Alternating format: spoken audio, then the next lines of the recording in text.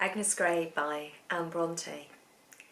In this video I'm going to consider Agnes Grey as a character, thinking about her reliability also as the narrator of the novel. She tells the story of Agnes Grey as the first person narrator, and also considering as an integral part of Agnes's character Christianity and Evangelicalism, which was a very purist form of Christianity that was quite strongly pervasive in the middle of the 19th century. Agnes is evangelical in her religious faith, and it's a guiding force within her character. Who is Agnes and how reliable is she? Agnes is the youngest of two daughters of a clergyman and his wife, who is the disowned daughter of a country squire. Agnes a little bit suffers from being the youngest member of the family, considering that she is a woman in my own estimation. I was still a child in theirs, in the eyes of the rest of her family, that is. This was probably drawn from Anne's own experience in her own family, where she was the youngest of four surviving siblings, probably the sense of being the youngest child, the one that everyone regarded as being just a little bit more behind all of them, just a little bit less knowledgeable, a little bit less capable. That was probably stronger for the fourth in family than it would be for second in family. And it's one of the ways in which I think we can see this novel as being semi-autobiographical. Agnes herself is quite optimistic, quite energetic, and in a modest way she is adventurous.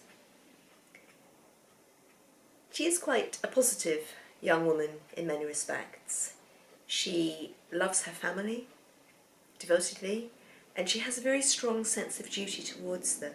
She decides to go out to work as a governess in order to assist her parents. Her father is ailing, he's unwell, and she feels that it would be of assistance to the family if she were to go out and earn her living.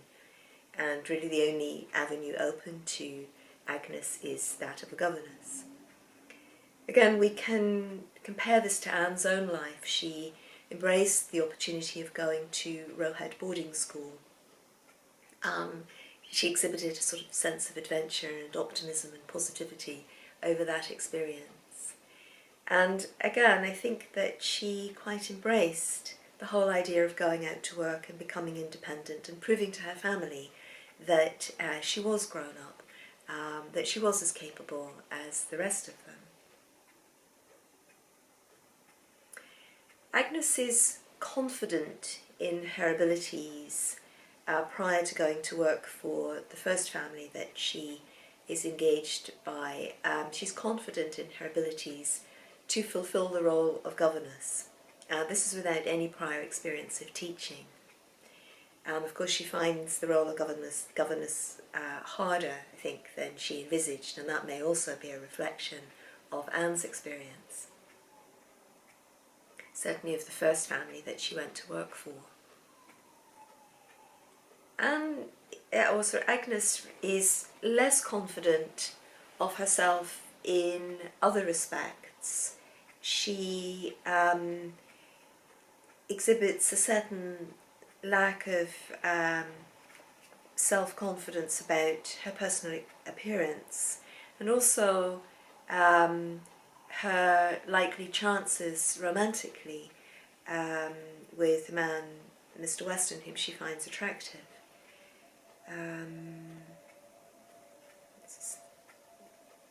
Just try and quote. When Agnes is leaving the Murray family after her father has died, and she and her mother are going to set up their own girls' school together. She's saying goodbye to Mr. Weston, believing that she's seeing him for the last time. And she comments, but then above all that emphatic yet gentle pressure of the hand, which seemed to say, "Trust me," and many other things besides, too delightful, almost too flattering to be repeated even to oneself. Egregious folly, too absurd to require contradiction, mere inventions of the imagination, which you ought to be ashamed of. If you would but consider your own unattractive exterior, your unamiable reserve, your foolish diffidence, which must make you appear cold, dull, awkward, and perhaps ill-tempered too. If you had but rightly considered these from the beginning, you would never have harboured such presumptuous thoughts, and now that you have been so foolish, pray, repent, and amend, and let us have no more of it. I cannot say that I implicitly obeyed my own injunctions, but such reasoning as this became more and more effective as time wore on, and nothing was seen or heard of Mr. Weston until at last. So we see Agnes here being really quite self-critical of her physical, personal appearance and also of her personality. There is a distinct lack of confidence in this area, whereas there was a distinct confidence with regard to her capability of working hard and fulfilling a role as educator to children. Agnes is very self-critical. At times, though, she can be very self-righteous, so she also tends to be quite critical of others. She tends to observe in others selfishness, jealousy, lack of consideration, insincerity, lack of good breeding, lack of good manners she notices in others, and is quite prepared to plainly and straightforwardly state her position of criticism in these aspects of other people's behaviour when she thinks it falls short of the mark of good manners, of being a gentleman or a gentlewoman. Just simply as well when she feels that other people's behaviour falls short of kindness, humanity, Christian interest in another human being, Christian fellowship.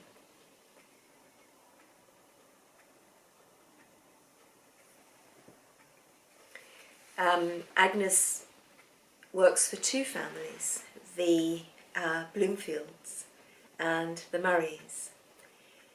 At the Bloomfields, the children are very young, and Agnes struggles to control the children. She's critical of the way in which the children have been brought up and the parenting or lack of parenting that they've received. On the other hand, I think Agnes doesn't always handle such young children appropriately, or as I think today we would think was a good method of approach for such small children. Although her criticism of the Bloomfield family and how they've brought the children up is also valid. Agnes's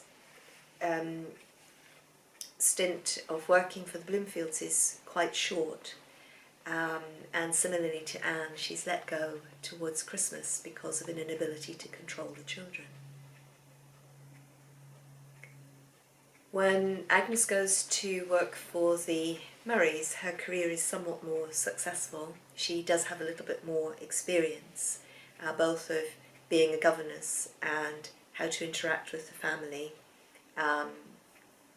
to fulfill perhaps expectations of her professional role, that it's not a social relationship. She's more circumspect about that the second time.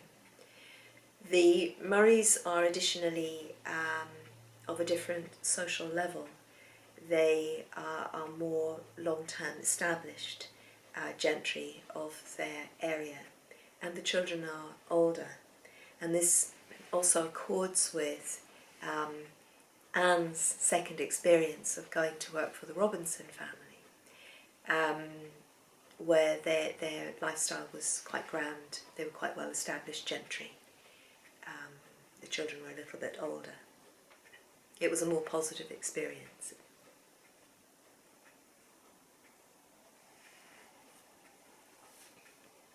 Agnes's Christianity is a very strong feature of her character, her whole approach to life. It's absolutely interwoven in who she is.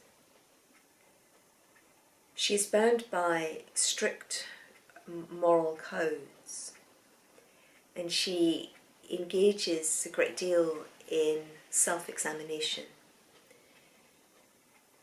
and introspection with regard to her moral compass. At almost all times, Agnes is highly alert to venial sins, and these would include such things as jealousy, greed, pride, sloth or laziness, vanity.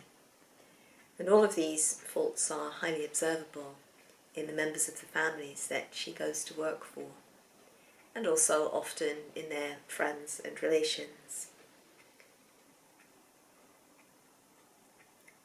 Agnes herself needs to be watchful of the venial sins of sorrow and despair. She experiences considerable loneliness working as a governess, which was a very common experience for governesses. She also experiences quite a lot of rejection and is treated as the social inferior in many situations, which she doesn't regard herself as being socially inferior to the people for whom she's working. She, in terms of her worldly circumstances, in terms of her finances and material situation in life, is in a lower position. However, in terms of her education, in terms of the social orientation of her principles and ideas about conduct and etiquette, she considers herself to be the social equal, if not social superior actually, of the first family that she goes to work for, and certainly a social equal for to the second family.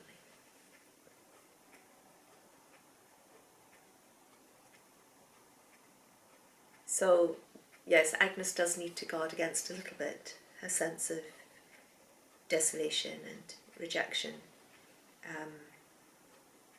in her role as governess.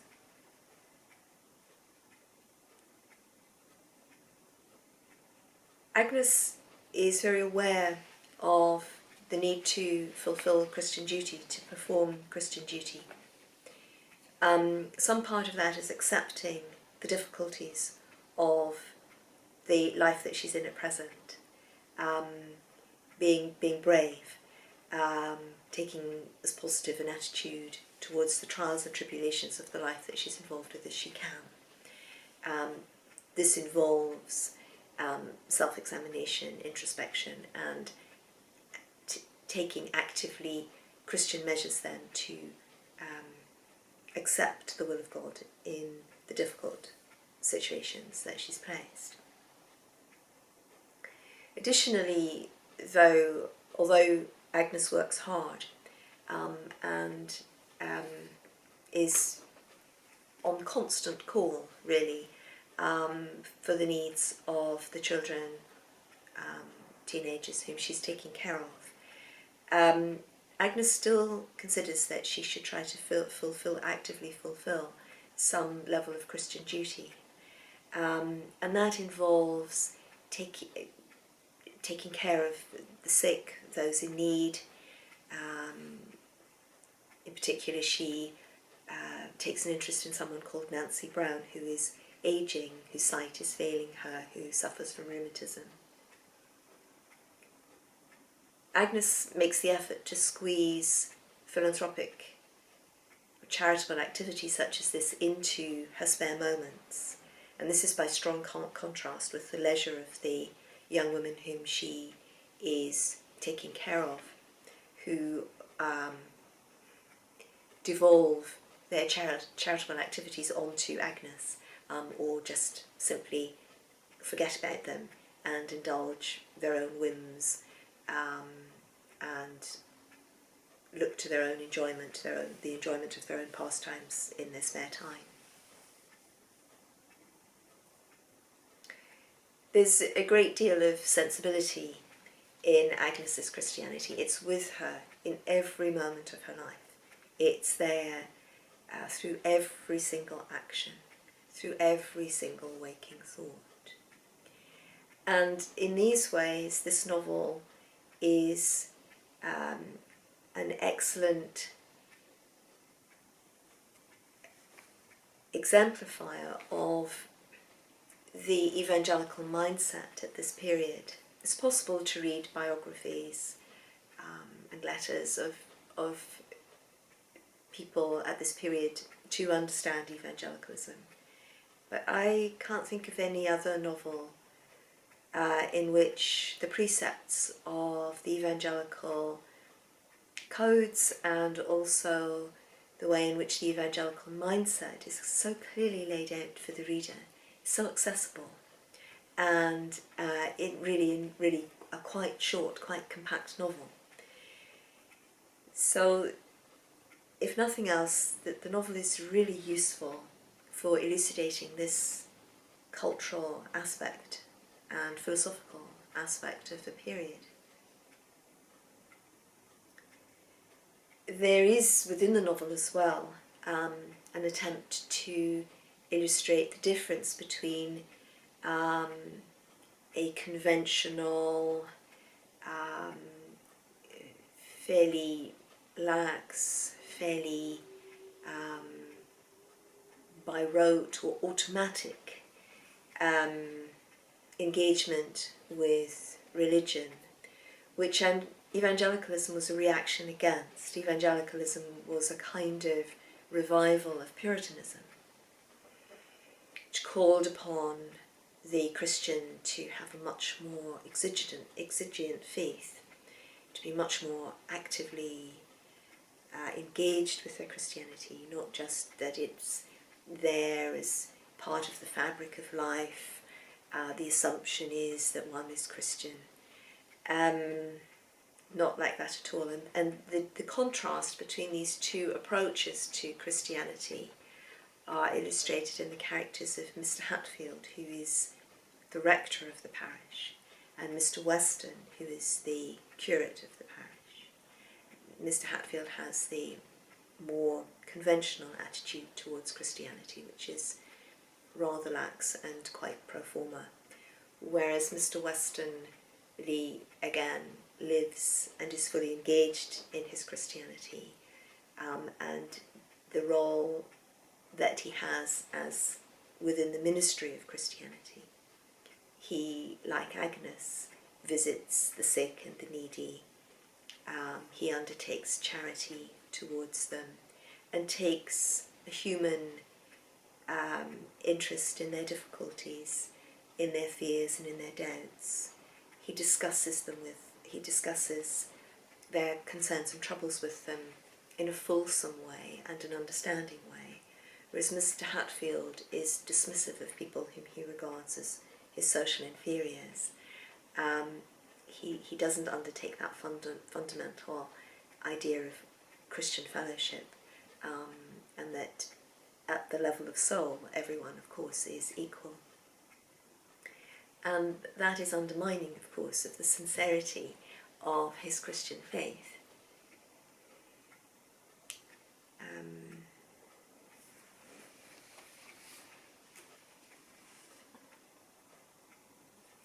Interestingly, as Agnes begins to fall in love with Mr. Weston, she finds it necessary to justify the increasing feelings of love that she has for him, which she worries may detract from the love that she feels for God. She has to justify this growing emotion within her. And there's an example of that in chapter 16. So it's actually at the start of chapter 16, which is entitled The Substitution. Next Sunday was one of the gloomiest of April days, a day of thick dark clouds and heavy showers. None of the Murrays were disposed to attend church in the afternoon excepting Rosalie. She was bent upon going as usual, so she ordered the carriage and I went with her. Nothing loath, of course, for at church I might look without fear of scorn or censure upon a form and face more pleasing to me than the most beautiful of God's creations. I might listen without disturbance to a voice more charming than the sweetest music to my ears. I might seem to hold communion with that soul in which I felt so deeply interested, and imbibe its purest thoughts and holiest aspirations, with no alloy to such felicity, except the secret reproaches of my conscience, which would too often whisper that I was deceiving my own self, and mocking God with the service of a heart more bent upon the creature than the Creator. Sometimes such thoughts would give me trouble enough, but sometimes I could quiet them with thinking it is not the man, it is his goodness that I love. Whatsoever things are pure, whatsoever things are lovely, whatsoever things are honest and of good report, think on these things. We do well to worship God in his works, and I know none of them in which so many of his attributes, so much of his own spirit shines, as in this faithful servant, whom to know and not to appreciate were obtuse insensibility in me, who have so little else to occupy my heart. Yes, so Agnes needs to justify to herself the slight displacement that she feels might be occurring, the slight displacement of God that she feels might be occurring because of her growing feelings for Weston.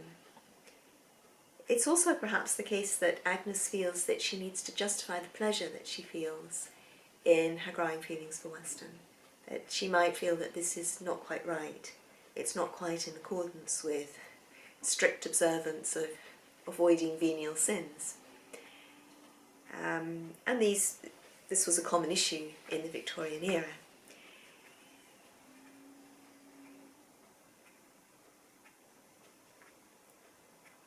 Religion is for daily living in this novel, and whilst this doesn't relate so directly perhaps to Agnes, I'll just include it in this section in any case by reading these three different quotations, again simply to help give a sense of the manifest evangelicalism that is present in this text. This quotation comes from chapter 23. The best way to enjoy yourself is to do what is right and to hate nobody. The end of religion is not to teach us how to die, but how to live. And the earlier you become wise and good, the more of happiness you secure. And then another quotation from chapter 21. Should I shrink from the work that God has set before me, because it was not fitted to my taste? Did not he know best what I should do and where I ought to labour? And should I long to quit his service before I had finished my task, and expect to enter into his rest without having to earn it? So this is a little bit about what I touched on earlier about the sense of desolation and potentially verging on despair that Anne feels in the loneliness of her work as governess, the isolation that she experiences. It seems as though perhaps in this quotation that she's yearning simply to leave life because there's so little joy in her world. And here she's wrestling with this within her conscience. Sometimes I think in reading this novel, considering the semi-autobiographical nature of the novel, that Agnes experiences events that Anne experienced, but that she is able to respond to them with greater wisdom, greater empowerment, and more independence than probably Anne was able to muster whilst in the employ of the Inghams and the Robinsons. For example, I wonder whether the scene with the bird's nest, where the children have got a bird's nest and the son is relishing the thought of torturing the baby birds to death, and Agnes simply whips the bird's nest away from him and kills all the birds in one fell swoop with a stone, because there's no possibility of restoring the nest to its proper place, and unfortunately the bird family is lost. I wonder whether Anne experienced something like that, but perhaps wouldn't have had the sense of independence to have been able to wrest the nest from the boy and destroy it. Other examples of this might be when Mrs. Bloomfield's mother-in-law is visiting, and where there has been a friend.